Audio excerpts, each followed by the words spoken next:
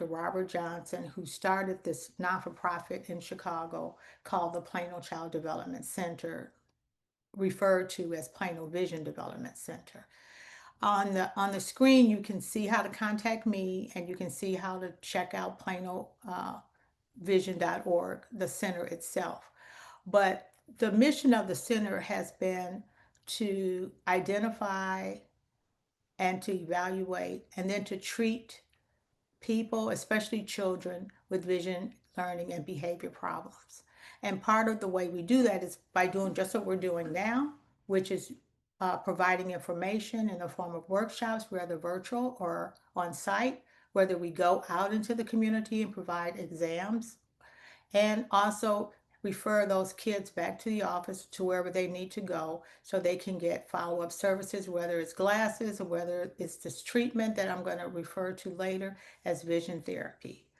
I also want to recognize the National Optometric Association, who's part of. I am part of their Achieve program. I'm a past president of that organization, a predominantly minority optometrist. The Achieve stands for All Children's Health Initiative for Eye and Vision Excellence. And one of the purposes is to educate. And we partnered with the National Center for Children's Vision and Eye Health, where they have this particular slideshow archive. So you all can always get it just like I can get it.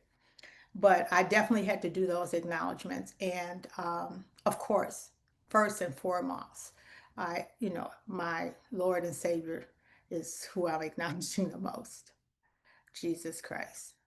All right, help me with this. I have no disclosures at this time for this presentation. I put this slide up because I thought this was really impactful. I had the honor of participating in 2001 with other optometrists at the Harvard Graduate School of Education. And it was great how like minds came together with public policy makers and educators and optometrists to look at an educational barrier we can actually eliminate, which is this vision problem. So I'm hoping that that would continue, those types of collaborations, so it can amount to public policy changes. Now, the simple way to think about vision is there's a difference between sight and vision. Sight is just seeing. So you may see 20/40 years, you may see 26 years. It just means that you see at 20 feet what another person sees at 60 feet, but doesn't tell you any more information. Now, vision is understanding what you see. That's simply stated. But I love these quotes that I have here on the screen, because I think it tells a lot about vision, ways that we haven't looked at it before.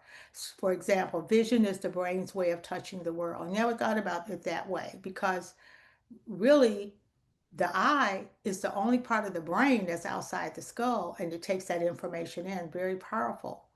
So the brain extracts, processes, and then it acts on this information as seen. Now I'm going to share a few facts and figures, and I'm going to highlight them and kind of briefly state what they are, but you can kind of read them yourself. So the National PTA even recognizes that early diagnosis and treatment of children's vision problems is a necessary component for school readiness and academic learning. They encourage comprehensive eye and vision exams by an optometrist or ophthalmologist as important before a child enters school. Here in Illinois, we have a mandate that children beginning kindergarten, they have to have an actual eye exam by eye care professional before starting school, just like they have to have their immunizations. And that's been going pretty well, but nothing's 100%. Up to 25% of all school age children have vision problems significant enough to impair academic performance. And if this kid has a learning problem, it could be 60%. An evaluation of the efficiency of beginning readers in a public school found that visual factors were the primary cause of reading failure and that screenings don't detect the problem. So I know in a lot of states, all the kid has to have is a screening, but they're going to miss a lot just going to the pediatrician and looking at a chart to see what they see. They're going to miss a lot. And a lot of times they're not going to pick this up unless the child actually sees an eye doctor. A study of inner city youth found that poor vision is related to academic behavior problems among at risk children. Now, the subject of attention deficit disorder often comes up. I am not saying that children don't need to be on medication. What I'm saying is we need to be part of that whole treatment program for the child because a lot of the children who are diagnosed with ADHD or ADD, sometimes they have vision related learning problems. And when we intervene, they don't look like that. So it just needs to be part of, we just need to be part of the plan. A thorough vision exam measures these things, which we're going to elaborate on later: eye teaming, focusing, uh, and tracking skills. And of course, we're going to look at processing skills. Studies have shown that the correction of vision problems with vision therapy leads to significant reduction in visual symptoms and improvement in reading performance. And I say that because even after it's been years occurring, this is a very controversial subject with about what vision therapy implementation in a child's life could do. So I just put a reference there so anybody that wants to refer to covd.org, they can get more references. Even the NAACP passed a resolution on vision and learning at their 100th convention. Their resolution called for its members and units to educate the community, elected officials, and correctional facilities about the merits of optometric vision therapy in helping reduce the recidivism rate in some of the prisoners, thereby increasing opportunities for persons re-entering society. And there have been several research opportunities in the past on this also from other people. I know here in Chicago years ago, we did like a little pilot at our temporary juvenile detention center, and we evaluated about 130 children, and of them, 85% had some type of visual problem. In the United States, the most prevalent disabling childhood condition or are vision disorders such as amblyopia, which is like lazy eye, strabismus, which is sometimes crossed eyes, and significant refractive errors, which is like your prescription, how much power it is. Between 2015 and 2018, the greatest disparity in the rate of blindness and vision impairment in children and adolescents was between black and white children and adolescents. Now, how did these visual problems come about? My parents coming to me for an exam said, "Well, what happened? What did I do wrong?" The parents didn't do anything wrong in most cases. Basically, sometimes it's development. It's just something that might have happened at birth, where things just didn't develop, or as they began their first couple of years of life. It could result from deprivation or inadequate experience or interference with the normal sequence of growth. So maybe they broke their leg, or maybe they were loved so much the parents said the floor is too dirty and they held the child all the time, or the grandma, and the child didn't get to explore like they should developmentally. Optimal visual development requires the appropriate experience at the appropriate time in development. And sometimes it could result from deterioration or breakdown of previously developed ability. So maybe sometimes something happened, like we went through COVID, for example, and that I'm seeing a lot of the results of what I think has had a great effect on vision and social as well as emotional skills for those kids who had to learn through that particular period of time. It could be caused by internal or external stress. So you may not think that what you're going through is affecting your vision, but it may create something like tunnel vision because you're so stressed. So sometimes that happens also. Or maybe your child now is so smart, they have maybe the development of a 9-year old, but they get into a gifted program, which is 2 years higher, and that puts the stress on the system also. Um, Let me see. Okay, so this slide is just showing some impairment. So sometimes vision conditions are conditions that you can't really do anything about. These are actual diseases, and just to name a few of them here. Those are things that we can't change. The federal law governing special education, the Individuals with Disabilities Act, defines visual impairment as an impairment in vision that, even with correction, adversely affects a child's educational performance. And this is for blind kids as well as partially sighted. If you want to know like the difference, so a lot of people say their child is visually impaired, but they really have a disorder. Because an impairment, no matter what we do, this child cannot see past 20/70 with glasses on or with any kind of help. That's an impairment. For children who have just a disorder, it's like between 20/20 and 20/70 if they see. Um, Impaired children is a permanent condition. It's not usually corrected with glasses or surgery or therapy, as disorders. It's not a permanent condition, and it can be corrected with glasses, surgery, or vision therapy. An impairment needs services, and this is pretty much written in a lot of IEPs where they get an itinerant vision teacher. Well, a disorder does not. And so usually they just have notes for accommodations for them, such as take rest breaks, have extended time on task, or they have a preferred seating place. And of course, now an impairment gets an IEP. Unfortunately, a disorder does not. It just has a 504 plan. And written into the children in special ed, they have a vision itinerant teacher, whereas a disorder does not. So we have a lot to do with public policy to kind of change that, because some of these kids who have a disorder, they should be able to get these services as a child who needs occupational therapy or a child who needs speech therapy, but it does not exist at this time. So I was telling you that in Chicago, um, for since 2009 until about 2019, I participated in Chicago Public Schools Mobile Vision program with one of the two contractors for that particular program, which is still going on to this day. But this is just a little pie diagram of for that particular year, 2018, 2019 school year, of how the prevalence of the disorders were. So if you notice the posterior health and the anterior health, those are like the disease part. It's a very small percentage of children that were picked up for that particular part of the problem. Most of the children had like the hyperopia, which is the farsightedness, or the children were had nearsightedness wasn't even as prevalent, was 10%.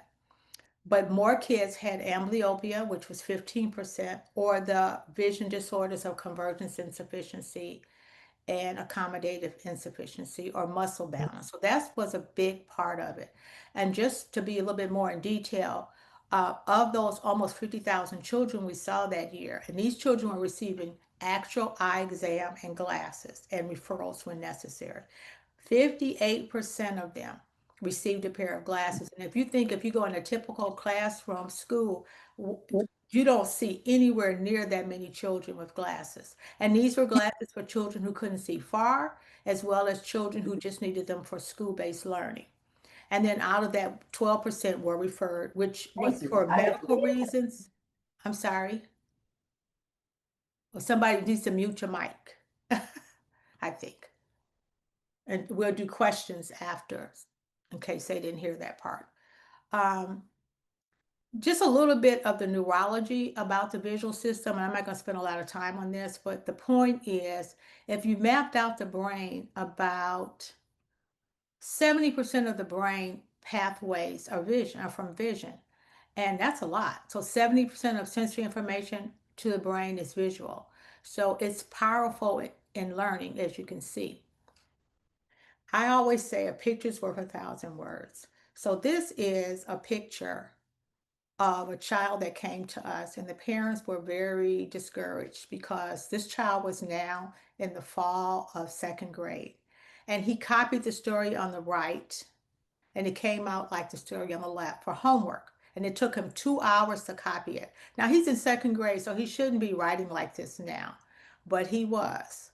And he had glasses, but it wasn't the glasses. The parent involvement was great. The child was no other kinds of problems, very cooperative.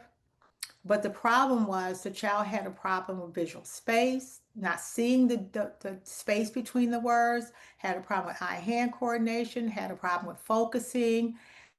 and but didn't have a real severe problem with eye teaming, didn't have a cross eye or a lazy eye or anything like that. 3 months after vision therapy intervention, he recopied the story and it came out like the one on the right. And it only took him 20 minutes. And a lot of parents say, oh my goodness, this is how my fourth grade is writing. And I've just been beating him. And it's not that. It's just that this is the way he sees things. And so it's a blessing to let parents know that there's something that can be done and they don't just have to settle for this type of writing. Now we're going to talk about the behavioral signs of visual problems. I'm not going to go over all of them, but you can see the signs for each area. So the first area is eye movement. That's basically how you track or fixate. So do you lose your place when you read? Are you turning your head like a typewriter when you're reading? Do you have to use your finger as a marker? This is an example of when a person reads accurately at the top, their eyes move smoothly, and then they go back to the next line. And the second one, this is a poor reader. So when the person reads, they reread, they go back, or they skip a whole line when they have poor eye movement. And all these problems, these visual signs, and under the different visual skills we're going with, all of these are treated with vision therapy pretty easily. Eye teaming, that's how you use the two eyes together. So I'm looking at you and I have two eyes. So why don't I see two of you? And that's because in the brain, these two images fuse into one, or you learn to suppress one of the images. So, of course, one of the symptoms would be the child complains of seeing double. And this is really interesting because I've had children that I know see double and they don't tell anybody. And I said, why didn't you tell your teacher? And they said, because she wouldn't believe me. And that's because they're in trouble all the time for the most part. So they are very relieved that someone understands that they do see double. And there is something that we can do about it in the first place. But you'll start seeing this kid tilt their head, cover one eye so they don't see double. Because that's a miserable way to have to live. Then we have eye-hand coordination abilities. So with the eye-hand coordination, you have kids who still go into the store, they're 6 years old and they're touching everything because now they're still seeing with their hands. They have to feel things to assist in any interpretation. They write crooked, they miss a line, they repeatedly confuse left and right direction. And I'm going to share this story. This is my nephew, Larry Fitzgerald, who was a past uh, wide receiver for the Arizona Cardinals. He's a great wide receiver, but I'm recognizing him because one year when his team did go to the Super Bowl, unfortunately they didn't win, but they went. And afterwards, he got a lot of media attention because they were asking him, why are you such a great wide receiver? Besides, he's just innately talented. And without talking to my dad and myself, he came up with some foundational experience he has. And one was having vision therapy during his grade school years at our clinic. And he says what it did, and he recognized it when he was in camp and doing his drills, that it helped him with his eye-hand coordination, helped him with being able to respond rapidly, and it helped him to see with his mind's eye. So he would tell me, just like in the movies, you see how the camera slows things down and you just focus on the ball. That's kind of what happens with me. So that was pretty amazing that he made that conclusion. So I appreciate him for doing that. So he didn't come to Plano for vision therapy for to be this great athlete he later became. He came so that he can do better in school and pay attention better, which he accomplished that. But I'm glad to say that it actually gave him a foundation to become the player he later became. Now, this is something that occupational therapists and the psychologists use a lot. These are copy forms from the VMI, Very. And we use forms similar to this in our diagnostic procedures for the children. But this is a picture that we usually would expect a 4-year-old to complete. I, however, gave it to Carletta, who was a 5-year-old, had little eye turn, and had no significant prescription. But this is how she copied it. Ignore the little tack marks because the tack marks are just basically just reminding me of how she made the forms.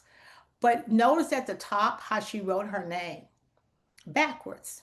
So then she didn't need a prescription for glasses, but we use developmental lenses called Yoke Prism.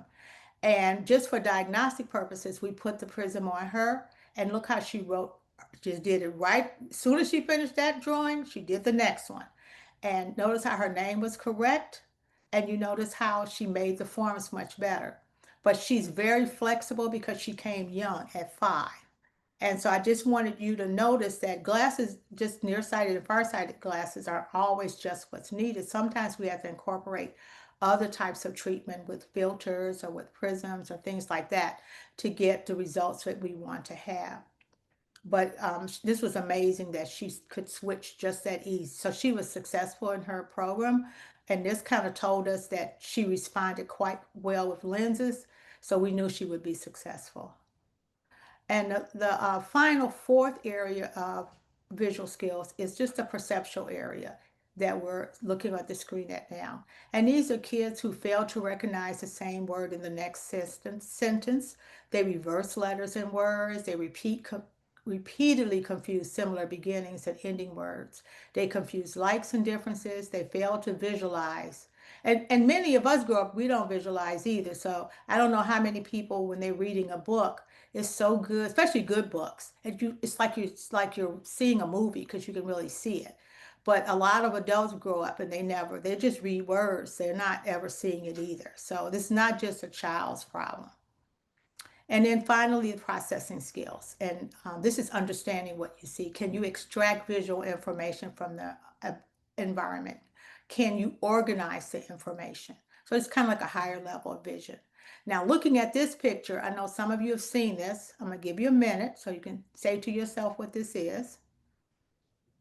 Okay, let's see how many got it in the chat. You can put it in the chat because I'm curious to see how many know what this is. All right. Answer, it is a cow. But it depends on your perception. So some people might not have seen it because of how they see things. So it just depends on how you understand what you're seeing. And then finally, this is the part we all know about going to the eye doctor. Are we nearsighted? Are we farsighted? Do we have astigmatism? Do we have a focusing problem? And this type of thing, a lot of times we have remedies with the glasses for this. Um, we'll see if you don't remedy it, you'll have comprehension problems. You'll start blinking a lot. And the reason a lot of times kids are blinking because we're on the devices a lot. And so I have beginning to see more children with dry eye because they're staring at the computer, and that's causing a lot of the dry eye with them. So they're having to get artificial tears just like the adults. A lot of times they overfocus, so they put their head closer to what they're looking at so that they can bring where they're overfocusing in alignment to what they're looking at. So you'll see them get closer and closer. And they'll definitely have symptoms of discomfort and they'll make more errors. And of course, they'll squint to see the chalkboard. So eventually they'll become nearsighted and can't see well far away.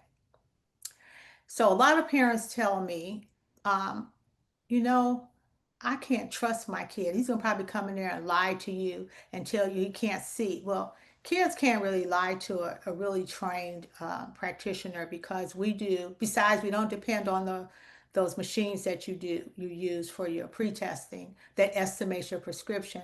This is an instrument called retinoscopy where we shine a light in their eyes and we neutralize the reflex that we're looking at and it determines what their prescription is. So I know what their prescription is and I know with this prescription what they should be able to see. So they can't really lie to me. So of course, with that knowledge, we can examine babies as young as 6 months. And as we get toward the end, just a few more facts. It's estimated that as much as 80% of a child's learning occurs through their eyes, which is a lot. 1/10 of children are at risk of undiagnosed vision problems. So all aspects of child's development is affected with vision, academically, socially, athletically, and in their future.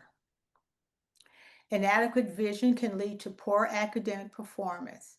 It can be manifested as a slow learner, operating below grade level in their behavior and their self-esteem.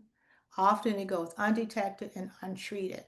And just as a side, when everyone asks me what made you go into optometry as a profession, as a child, as a, well, not a child, well, as a teenager, I started working in my dad's office and I worked with the vision therapist. And what really got me was watching these kids just change. I mean, they were making D's and they were now making B's, and they were feeling terrible about themselves, and now their steam went out. They were all over the place like a little bouncing bee, and they were being able to keep still. And then they had and their behavior, they were able to control their behavior. They still had behavior problems, but they were able to control it much better. So that's just as an aside. So I thought about that. Common visual problems in children. I'm not going to do a lot with this, but it's uncorrected refractive errors. You get a prescription. You could have an eye turn, which is strabismus. You can have decreased visual acuity, which is amblyopia. You can have accommodated problem, which is the focusing problem, and you can have what's called limited vergence, like that's like eye teaming, or you can't converge. And convergence insufficiency is you just can't bring your eyes in enough and keep it sustained as you read and do close work. Or you can have deficient oculomotor problems, like with eye tracking. And then, of course, there could be a processing problem going on. And who could benefit from a vision information processing assessment? Children with academic difficulties, children with learning disabilities, children performing below potential, children labeled as reading at least 1 year below expected. And the treatment is vision therapy, which retrains the visual system.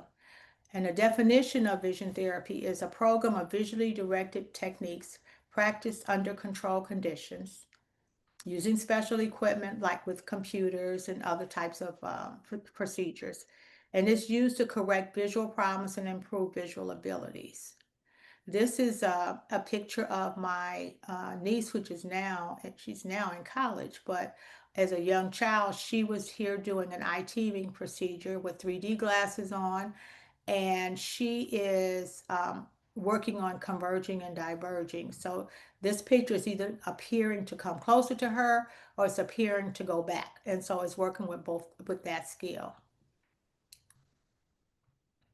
Mm. So what can you do? You can observe. You can see if your student is doing anything unusual. Is your child, is the eyes turning? Are they rubbing? Are they squinting? Is the head tilting? Are they sitting too close to the TV? Are they losing their place when they read? Do they use their finger? Are they covering an eye? So, in summary, unless a child is visually ready, he cannot be taught effectively how to read, write, or learn. He may be destined for disappointment, frustration, and failure in school, college, and in his subsequent business and professional life. The awareness of the impact of vision care on learning and behavior is important. And most of all, a vision exam is essential to determine visual problems in children to prevent an educational barrier we can actually eliminate. And I'm going to end with one of my favorite quotes from Dr. Gassell. This is what I have learned about vision. To know a child, you know the child's vision. And to know his vision, you know the child. And with that, I'm going to end my presentation and take questions from the group. So I'm putting it back in your hand, Trishelle, so you can uh, open the mic. All right. Thank you for that. That was very informative. Um, it also makes me wonder, those of us who are adults, some of this information can be used for us today because a lot of things that we're going through now with eyes, your eyes itching, your blurriness, you're not sure Hmm. what you're actually seeing. Right, Maybe we need to really have a deep conversation with our doctor regarding the type of test that we receive. correct. Now, so one question, speaking of eye therapy, is that for adults as well? Yes, I have adults in therapy as well. They're only a few. A lot of my adults have had traumatic brain injuries, and so they are referred to us for after they get to a certain point in their treatment, because now they're relearning as a result of that TBI or Mm-hmm. ABI. So we do get adults in there. And then I have had adults in there that actually have strabismus and they did wonderfully. Now they have to be very disciplined because you're trying to change someone that's been doing something a long time in one way. But definitely it still works. I think my oldest adult has been maybe 64 in Okay. treatment, so it definitely helps them too, both with processing and with eye coordination. Okay. And how long is the therapy? How long does the therapy last It normally? varies. It depends on the case. So some cases are really short, might be like 10 weeks, and some might be a year, like the eye turn or kids who have a lot of developmental issues. Or the Okay. traumatic brain injury too, that could take some time also. Okay. Susan, you want to come off mute and ask your questions? Yeah, oops. I think you answered the one about what does therapy look like. My other question is around food. Are there foods that kind of help enhance or support vision health? Especially Yeah. for, I mean, for everybody, but if you Yeah. want to get children eating the right foods that help them with their vision, you want to start early. So are there foods that support that? Yeah. So foods that contain lutein and zeaxanthin, those are good foods. So green vegetables, carrots are good. Anything green is really good for good vision. And in adults, as we get older, we need to take a little bit more omega 3s so we can get that uh, omega 3 in us, and that helps us with our dry eye, and drink a lot of water. That will help a lot. Anyone else Thank have you. questions or would like to make a statement? So, Dr. Stephanie, we know not only the children, but the adults, all of us, we are on computers, cell phones, watching TV. Um, what can you tell us about digital fatigue Okay, regarding so to our eyes? yeah, it's actually a syndrome, computer vision syndrome that you have, and it's from being on the devices too much. So basically, we weren't built to be up close. Our eyes were built to be out in the open, like what, the way man started out as farmers. So us taking our eyes and having to converge in on things a lot is really fatiguing. So what we can do is look away. We can maybe be on that screen for like 30 minutes, look away for about 30 seconds, and then go back to it, or get up and stretch, or take deep breaths and then go back. Don't just do it like I got to get this project finished and lock yourself into it, because you're going to really find fatigue, and you'll get a lot of symptoms, and it may end up causing a problem with your eye teaming or your focusing, give you headaches and a lot of undue stress. So that's one of the things you can do. In fact, there's this rule called the 20-20-20 rule, which says every 20 minutes you look 20 feet away for about 20 seconds. If you can remember that, um, that will help a lot. And some people actually put something on their computer saying, okay, it's time to look away, just to unlock. And when you look away, I don't mean look away at your phone, because that's another Mhm. computer. I mean go look away outside, out the window, at someplace far, not another device like a television. That's what you need to do to help. That's one of the biggest things that will help. And then the second thing, in the work environment, you go to eye care professional that really looks at vision beyond just only the disease. Disease is important, but it's beyond disease. I mean, more people have vision disorders than have actual eye disease, even with adults.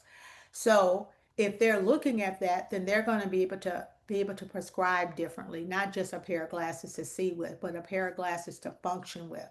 So they may offer you a computer pair of glasses that you use because you do so much computer work, and um, that might be very helpful in that case too. So you need to really consult your eye care professional and seek out the right one.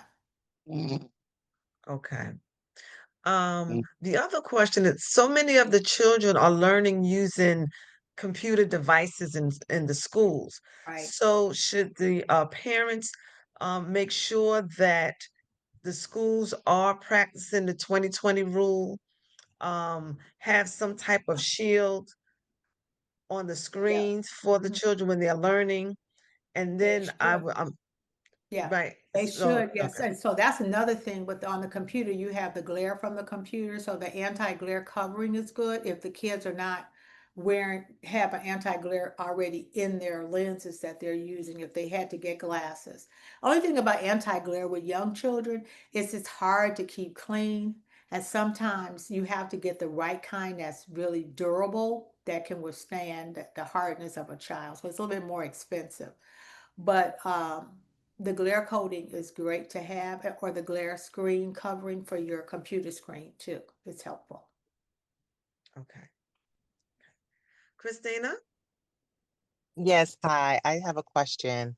I'm a school nurse and we do vision screenings on our students. I do vision screenings on elementary kids. And I was just wondering if you have any tips for school nurses when using the Snellen chart to giving vision screenings, and also it's a two-part question.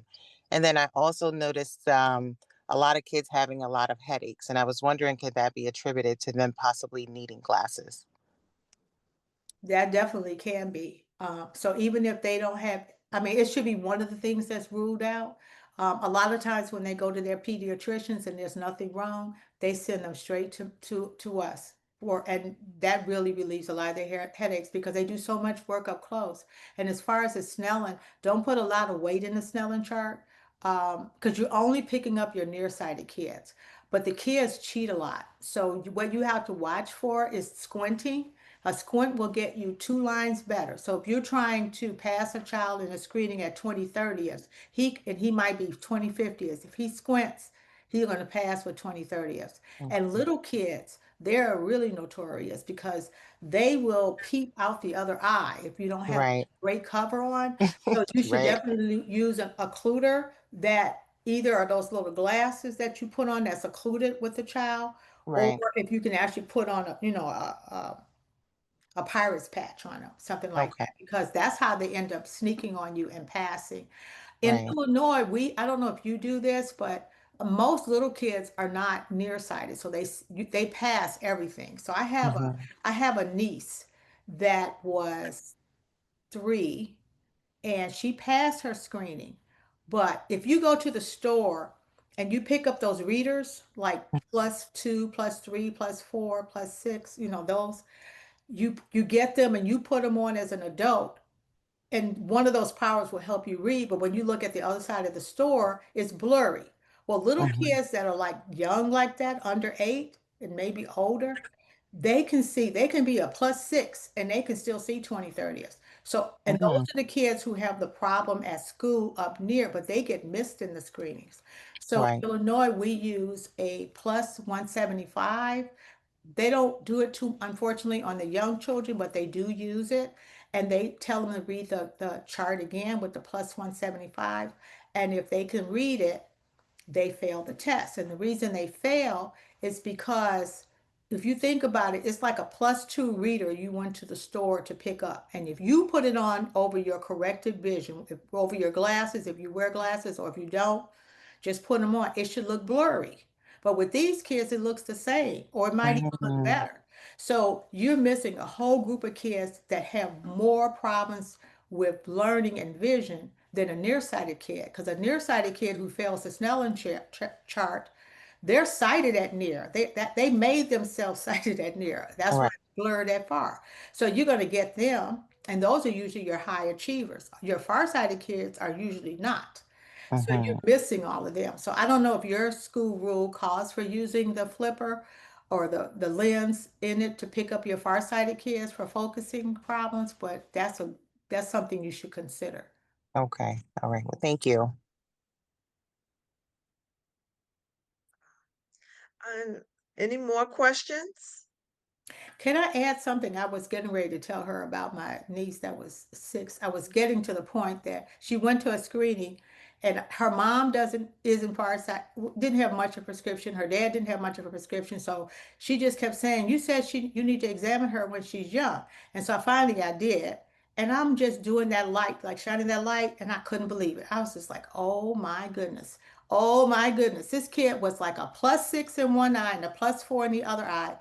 And she did these tantrums like crazy. And when she got the glasses, she didn't get prescribed all that lens, of course, but when she did get her glasses, she was calmer. I mean, it affected her entire behavior, and she was definitely much more balanced. So after a while, when she want to have a tantrum, she would throw the glasses off, and so it'd be easier for her to lose control. But this was really an eye opener to me, to not just assume that because the parents don't wear glasses, that the child's not going to have a problem. So when I talked to her dad, who I wasn't familiar with that side of the family, and I asked him, does anybody wear glasses like this in your family that's like thick in the middle and thin on the edge? And his mom, who was deceased, did. And his sister, who I never met, his oldest sister did. And I'm like, oh, so it can be genetic. So just because the parents may not, the child, it may be down the line that they have it. So that gave me a rude awakening of how much lenses have an effect on behavior too, just as a side. Okay. And what about the blue light? I notice now a lot of the doctors are suggesting you add blue light to your glasses and use blue light on your computer. Please mute yourself. So the blue light is part of that anti-glare coating, and it's to protect you from the dangerous blue rays. So that's really important, but it's really working on the melatonin level in your body. So it makes it more level, so for example, if you have a hard time going to sleep at night and you decide to use your phone um, a lot, you're going to have a harder time going to sleep. So what this does when you put the anti-glare coating on it, it acts kind of like giving you that boost that you need because you don't have that melatonin level properly in your body. So that's the main reason for it. I think it was a hype on it. I don't think it's necessary for all kids, but I definitely do recommend some type of anti-glare coating. Paula? I have a, oh, I'm sorry, Rochelle, Hold I on. was trying to Hold, drop something in the hold, chat. I just have a quick question. hold on, Susan. Paula had her hand up. Okay, okay. Paula, unmute yourself. All right. Hi, I'm Paula. I am the person that Dr. Stephanie was talking about. And that daughter literally really, it was really bad. And the other kids, you start to go out, the other kids act okay. Why does she act so horrible? And we were like, oh my God, do we send her to preschool? Because she may go and try to beat up all the other kids and just do crazy stuff like she was doing at home. And, being in a family with optometrists, you'd think I would notice it, somebody would have figured it out, but they really did make a huge difference in how she behaved. That was one of the things that was wrong. She also had um, asthma and different things like that. So she was in a whole little crazy, I should not say crazy, but it was seeming like a crazy little world. But all of that really calmed down. And it's the whole thing of getting your child medical attention to address the different things that are going on.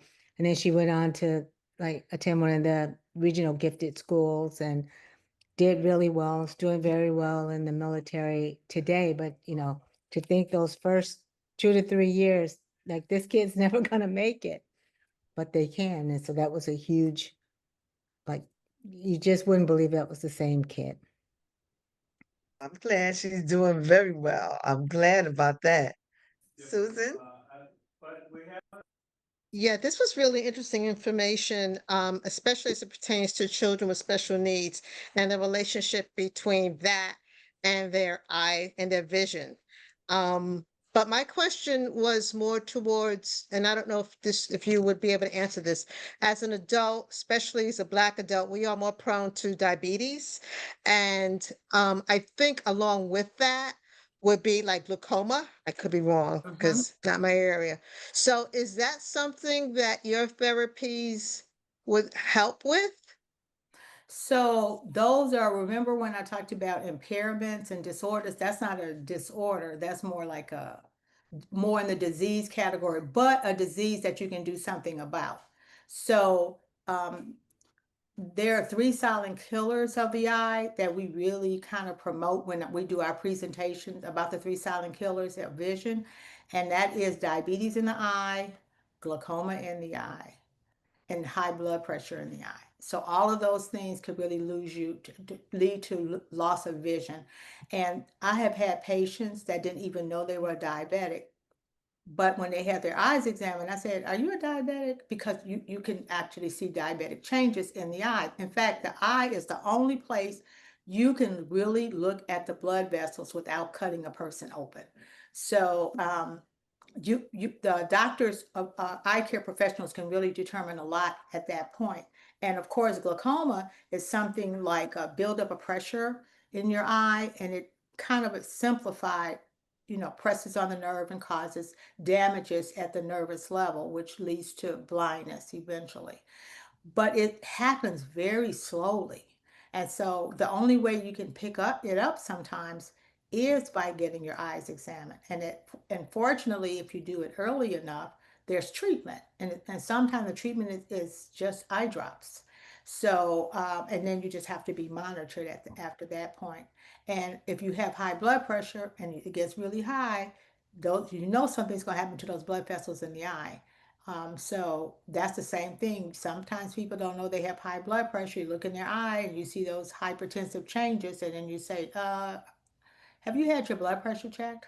And we do blood pressure screenings in our office too. So when we look at the two of those, we definitely are referring them out to their primary care practitioner.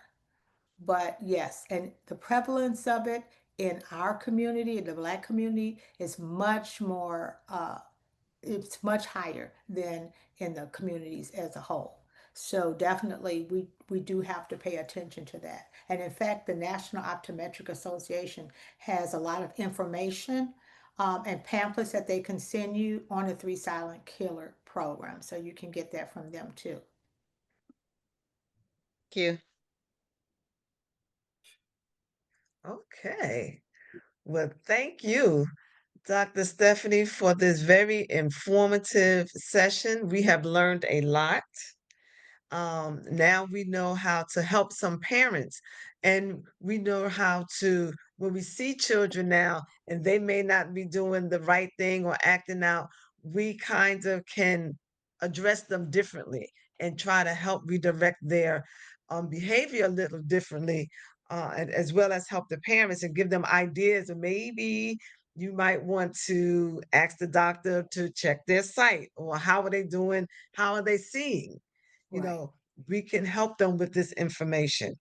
And hopefully, some of the educators that's online here tonight, this will help them and they could take this information back to the school to help, because they are quick to label our children and not Correct. give them the help that they need.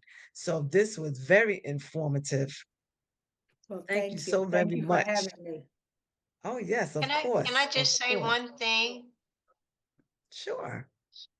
Okay.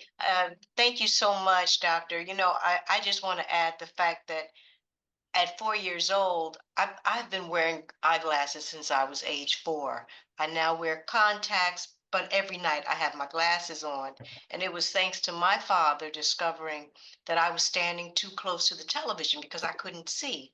So I can't imagine what children go through going to school and this being undiagnosed or Right. misdiagnosed, and the havoc that can wreak at that point and continue on throughout much of their lives without without the therapies that you're providing. So I just want to thank you for that. Thank you. I am going to go back to my contact. I think I had it at the beginning. Mhm. Yes, and so if anybody wants to contact me or check out our non-for-profit center is at planovision.org, and then that's my email if they want to reach out to me for more information. Right. So thank you so very much, Dr. Stephanie. As I was telling you, we're partnered with Rutgers University, and next week we are having a program at the church for eye exams. Oh, wow. That's nice. Yes. Yes. So, if anyone have any questions during the eye exam, this is something that they can, some information from tonight they can use to ask the doctor and the students, um, of how they're seeing and what they're seeing. So we will be in touch with you again. So yes, because you have some other organizations we spoke about earlier who could come out and help us and do other exams in the Correct. community. Right, and I gave you some information of some contacts to make, and I will share some direct contact from the National Optometric Association that can kind of help you. um, Black Eye Care Perspectives, and also Vision Service Plan or VSP, their mobile vision van. At our conference for NOA, we go to the community all the time, and this year in Columbus, Ohio, we'll be doing the same thing. We'll be providing vision exams um, at during our convention time in July for people in the community. I'm not sure where exactly it is, but the NOA will be able to share that information if any listeners are near the Columbus, Ohio area. That one. And then in the Chicago area, my business partner, Dr. Jason McCray, is also hosting the VSP van in August at his church fellowship. Please mute your mic if you're not speaking.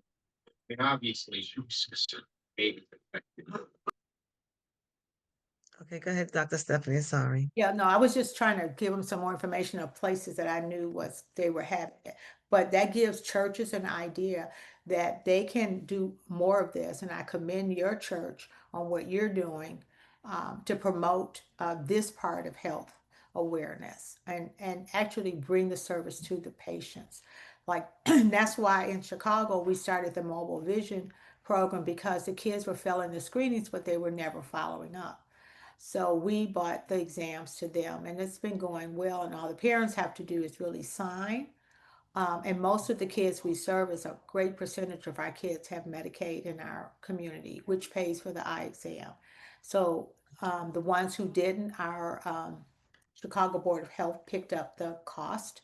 And then we had places like Essilor Vision Foundation that picked up the free eye exam. And that's for your information too.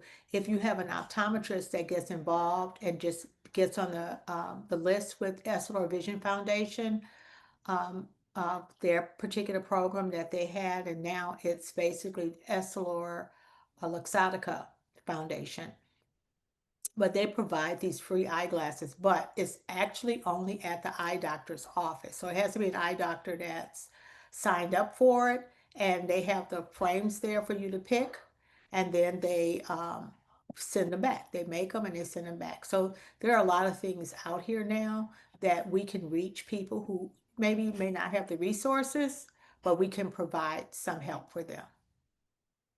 Okay, that's great. And we're also conducting an eyeglass collection now. And Okay, we're collecting our old, well, not old, but we're collecting eyeglasses that's great. now so that they can be shipped out and use the medicine can be I guess Susan, Yeah, I'm here. okay, would you tell Dr. Stephanie about the program, the eyeglass program? Yep, that we are so doing? sure. So we've been collecting, and I did mention it to the doctor when you were stepped away. But yeah, we are collecting used eyeglasses those that can be repaired will be repaired, and they will be made available to all over the world, not just here, but all over the world. They will be shipped out to folks who need it, to doctors and hospitals where needed. But they'll be repaired and then, like I said, shipped out. That's great. Yeah. All right. So if no one have any more questions, Pastor, would you like to give the closing remarks?